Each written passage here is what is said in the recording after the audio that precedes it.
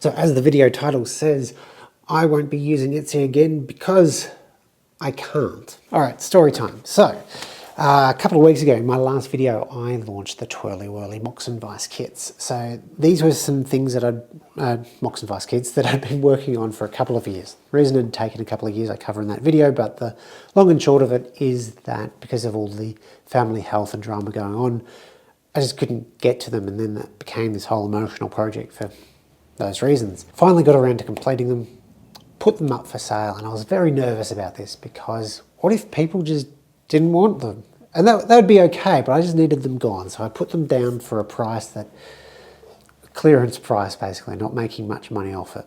And to my surprise, when I launched the video on a Wednesday, they were sold out by that night. And that was exciting and a little bit humbling. I only had 5 of them, so it wasn't like I've done 1,000 sales, but you know, that was still nice.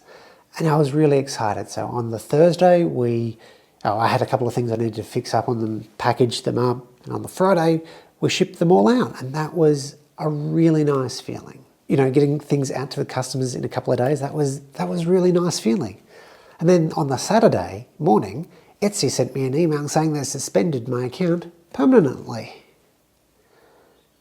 It did put a little bit of a sour note on the whole experience, and kind of doesn't make me want to do any sales again. So what horrible crimes did I commit that got me kicked off Etsy? That's a very good question. You should ask Etsy, because I've asked Etsy and they won't answer me. So they sent an email, and I'll bring that up. We're writing to let you know that your account has been permanently suspended for violating Etsy's terms of use. Our policies help to keep Etsy special, unique and safe.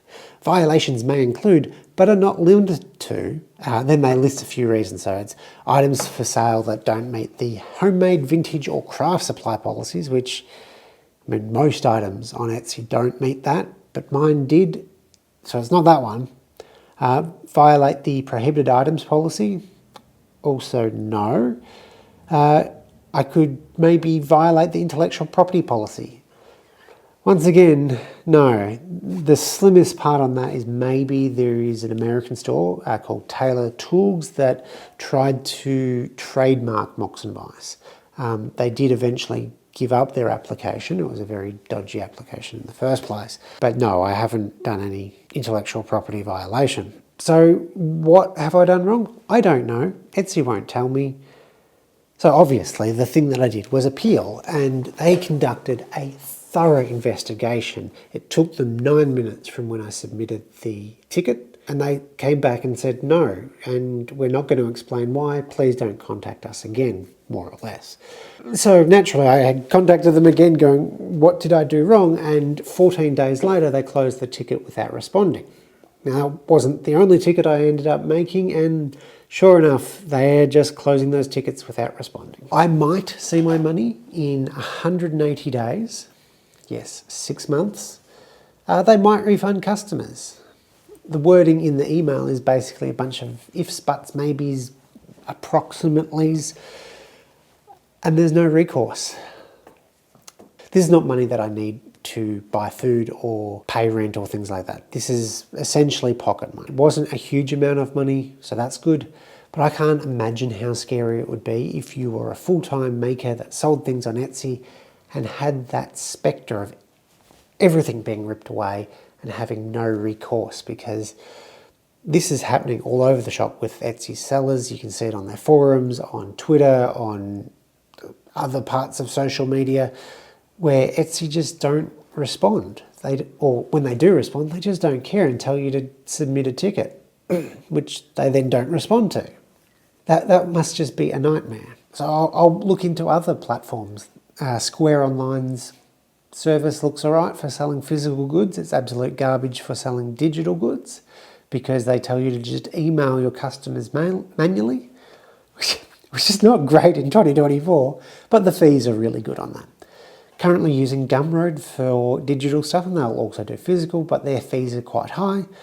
But in hindsight, their fees aren't quite as high as Etsy's 100% fees, so maybe there's some balance there. Either way, if you're looking at selling things online, I would highly recommend against Etsy because this has been quite an unpleasant experience.